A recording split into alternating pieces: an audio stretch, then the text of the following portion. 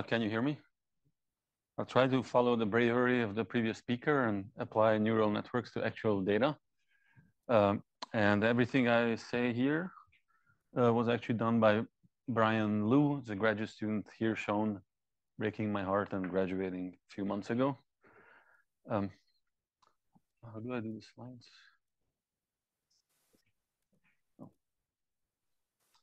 So I want to address two questions in this short talk, which I want to separate. One I think is interesting by itself is just in principle in the perfect world, how much additional information you can extract from a weak lensing map beyond the power spectrum, and then jump to the practical application to actual data, how that works out in reality.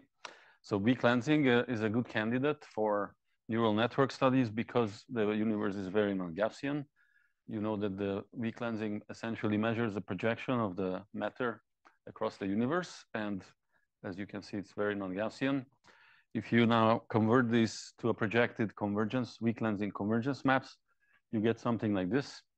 And one of these is the actual large-scale structure. The other is a Gaussian random field with the exactly the same power spectrum. And then I usually make people vote which one you think is the real universe and which is the Gaussian random field. If you think this is the real universe, raise your hand. You think this is the real universe, raise your hand. So actually that was clearly, this is clearly the winner because you can pick out by eye.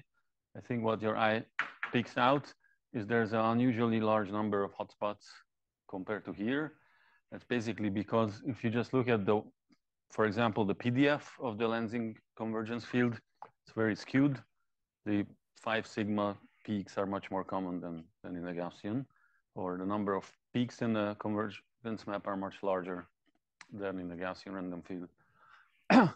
Now, in reality, going to the actual work, it's unfortunately you can't just project the matter field to study these beyond Gaussian features. We have shown that that's actually fine for the power spectrum, which just measures convergence through a column of mass. If you want to actually predict the small scale features beyond Gaussian regime, you have to do ray tracing, actually solve the geodesic equation through the potential. And that's just shown here. So schematically, what we do is you do an n-body simulation. There's parameters here I won't go through. Then you do ray tracing where you put fake sources in simulation world. And then you follow light rays and then calculate the shear and convergence. And then you create maps. Typically, we create hundreds or thousand maps per cosmological model. And these maps are limited by simulation size to be a few degrees and maybe a few thousand pixels across. Then we can feed these to a neural network. I think everybody here knows what schematically a neural network looks like. You reserve a set of the maps, let's say 1,000 maps for training the network through some loss function. I can say more about this if people ask. But in a perfect world is the first point I'm addressing. You discover that the neural network, if you feed it, train it, and then you test it on another set of maps, it can basically extremely correctly guess omega matter and sigma 8 with very little scatter. Now, even without going to data, if you add some tiny amount of realism, like smooth the maps on a few arc-minute scales and add some noise, which represents the fact that galaxy shapes are not perfect circles, then you get larger scatter and a small bias. But these can be taken into account in inference. Essentially, I think most people probably know this approach here in the room, but the way we take this into account is the same as for the power spectrum. So for inference, you take a map, you can just measure deterministically the power spectrum and you get a bunch of numbers representing power in different bins. You cannot think of the predictions of the network the same way. You take the map, you apply some process, feed your maps to the network, which spits out omega matter sigma 8, but you can just view these as two numbers and you can obtain posteriors. If the network tells me what is Y1, you can ask for the probability distribution of the input omega matter and sigma 8. So this can be used to define a likelihood and obtain the posteriors. If you apply this in a simulation world to an on-smooth road map, these are the constraints you get. So here, the red is the power spectrum.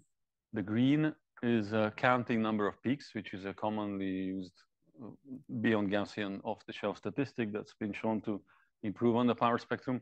This is a neural network. The improvement in area in this 2D space is a factor of 13, which is actually great. It stimulated a lot of further work on this in our group. And you can actually ask, well, this improvement is actually very large. Do you actually believe this or not? At least one null test we did, we repeated the exercise in Gaussian random fields as a kind of a null test where you train the network and then it has to guess the parameters in maps which have the same exact power spectrum as the actual maps, but they're Gaussian. And this factor of 13 becomes factor of 1. So basically the network doesn't overfit and learns the power spectrum. So that's great. We answered this first question that roughly there's an order of magnitude more information in terms of parameter constraints. But now we have to make the huge jump to actual data and what results we obtain if we fit actual data. So just quick summary, there are a bunch of surveys which are, and the answer is you need at least a few million galaxies to do anything with the lensing because you're measuring such a subtle statistical effect. These surveys came online maybe 10 years ago. These are a bunch of them. The one I'm going to talk about is the HSC survey. So the approach we have is take our simulations, but forward model the actual survey, following everything as closely as we can, then train neural networks on the simulations and apply them to the data. The area covered by the HSC is 15,000 square degrees. It's 17 galaxies per square minute. It's still ongoing. The analysis is still ongoing, just so you know. The HSC survey is from a Subaru telescope, a big camera called Hyper Suprime-Cam. It's in Hawaii. It's beautiful. Data is 140 square degrees. We divide it into chunks of 3 by 3 degree fields, shown here in red squares. And each of these squares, we know exactly the masks and the galaxy photometric redshifts and positions. So we can create ray tracing simulations which exactly match this, including all of these properties. There's a total of 8.5 million galaxies in 4 redshift bins. Now, this is the talk that I should be spending, an hour about, but I'm just going to list all the effects that we include, and you can ask me some details, but essentially, we have a suite of 80 cosmologies. I'll come to this in a second. We also model baryons with 4 parameters, and we have about 1 million, 2 million realizations per cosmology, including a parameter space that's either it's either two-dimensional if it's just cosmology, or it's actually up to 6-dimensional if it's including the baryons. So what we include is a shape noise. Galaxies are not perfect circles. Photometric redshift uncertainties, PSF residual errors, and shape measurement errors. These are just included without free parameters in the analysis. You assume you know your uncertainties and you marginalize over them. These two are different. We include extra parameters in the analysis. Intrinsic alignment, we model with the so-called nonlinear alignment model applied to the actual maps. And it introduces 1 extra parameter. The baryonic effects are modeled with 4 extra parameters, and that's the most interesting part. So essentially what we do here is you fit the profiles of the mass distribution around halos found in hydro simulations, but you don't believe any particular hydro simulations. You parameterize these profiles with 4 parameters. These are density profiles of halos, and you show that normally they have a shape like this, but because of AGN feedback, etc., the gas is pushed out beyond the real radius. It's kind of a smoothing. This is the impact on the power spectrum in 7 different simulations, which have very, very different prescriptions. And you can show that with this parameterized model, you can fit all of them. So it's a little easier to So rather than believing a single simulation, you believe that you have a parameterized model which can, with different choices, fit all the simulations. So these 4 parameters are listed here. I guess I don't have time to tell you what they are. They parameterize this. They parameterize this smoothing of the mass distribution. We validate our models. I will skip this. We fit a mock simulation that's completely different from ours, and we get exactly the fiducial cosmologies. So at least there is another mock data for HSC, which if we fit, we get the same results. So now the bottom lines are shown when we do this analysis.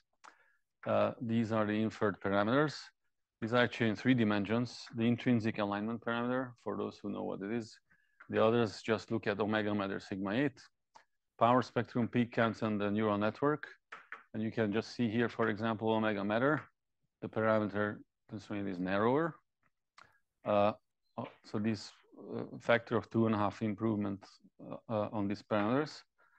We get similar results if we just, so this has no baryons. We have another set where we fix the baryons at some fiducial value and we get similar effects. I think the most interesting part, oops, how do I go back? Yeah. The most interesting result that you're waiting for probably is when you include baryon parameters. These are the posteriors. And again, you can see the omega matter constraint here is still narrower than either the peaks or the power spectrum. You can also see these are the 4 baryon parameters. They're extremely poorly constrained, which we weren't surprised by actually, because that's what we expected based on previous theory. Let me end with this table. So I'm usually advised not to show big tables in talks, but I think this is all about these numerics. So these are the inferred values under different assumptions, no baryons, no intrinsic alignment, fiducial baryons, which are fixed. This is the most important one, where the baryon parameters are floating. And these parentheses are the improvements relative to the power spectrum constraints of the 2-dimensional area. Sorry, in this case, the 1 dimension, the posterior and the omega matter and sigma 8.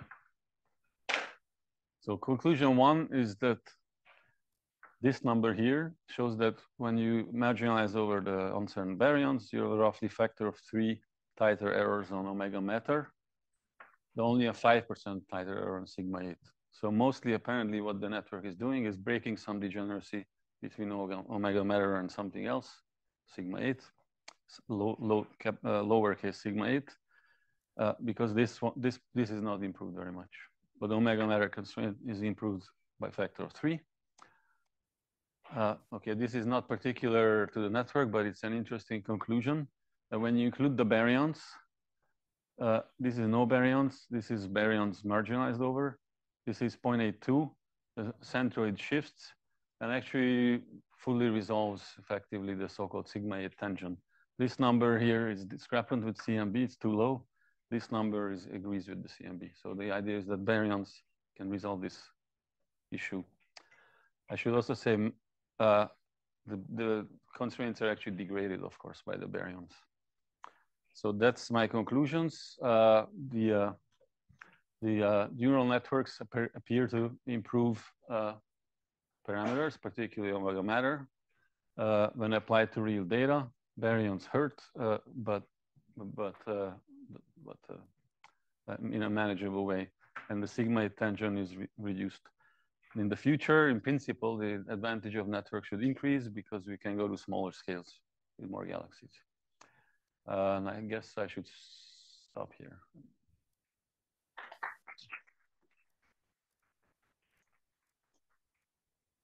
All right, we have time for a quick question. One maybe here, one in Paris. Great work. Thanks very much. Great presentation. So if you go back to the validation you did with the simulations, I noticed there's something going on with the posterior of the peak counts, which you didn't, sorry, actually I meant before the first application. The null test, you mean? Yeah, sorry, the null test, which then you didn't find in the latest plot. Yeah, this one. So I was wondering if you have any idea why that is like a non-Gaussianity of the likelihood or? Sorry, what is the question? I mean, like this little secondary like island in the green. This? Yeah. I don't know if I make much of this. It's just the likelihood surface is noisy. It's not as smooth. So when you draw contours, you actually tend to always get this. Mm-hmm. Do we have a question in Paris? Yes, we do have. Hi, Zoltan. Very impressive results. Thank you. So in the opening talk, Brice Menard highlighted the paper by B.Y. Dai and Urselyak on multiscale flows and the fact that they claim to get a factor of 3, I think, times more information in terms of figure of merit out of weak lensing maps using their multiscale flow technique compared to CNNs, which is it, so. Do you have any comments about that, or and what do you think the implications are? Well, I think my overall comment is only that there is definitely a lot more information beyond the Gaussian regime than we expected before. So I think that's a good part. But I don't actually know, without some serious work, how to compare these numbers, because his factor of 3 is for a different neural network than ours. And so one will have to actually sit down and really dwell on the details to establish whether that factor of 3 can be added on top of the 13 that I show here, for example. I don't know how to guess that, ab initio. Thomas Kaspak has a very quick comment. So, just Quick, to please. put one thing. So I read the paper carefully, and I think if you compare the smoothing scales that were used between the multi-scale flows and others, they're not exactly apples to apples. So I think that one can revisit that and see, because obviously if you... That's what I mean. No, but the data will in the details about how you smooth or which resolution you use between when you compare things. I think one could look into that more. All right, let's have any more conversation on Slack. And I know that there's a question, so please, Sultan, if you can, go to Slack and check it out. Let's thank Sultan again.